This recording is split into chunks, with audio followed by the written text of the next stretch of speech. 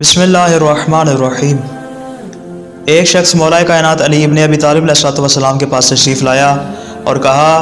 ए मेरे चचाज़ाद, ए खुदा की बेहतरीन मखलूक, मुझे ये बात बयान फरमाइए, आखिर इसकी क्या वजह है कि जब नमाज की इब्तिदा की जाती है तो उसमें हाथों को तकबीर के लिए बुलंद किया जाता है। तो इमाम अलैहिस्सलाम ने इरशाद फरमाया कि ये हकीकत में इस बात का इकरार है कि अल्लाह के सिवा और कोई माबूद नहीं, खुदा जैसी इस कायनात में कोई चीज़ नहीं, उसको किसी चीज़ के साथ शबाहत देना भी मुमकिन नहीं, उसको हवास में से किसी एक के ज़रिए इदरा करना मुमकिन नहीं। उसने दोबारा सवाल किया, मुझे ये बताइए कि जब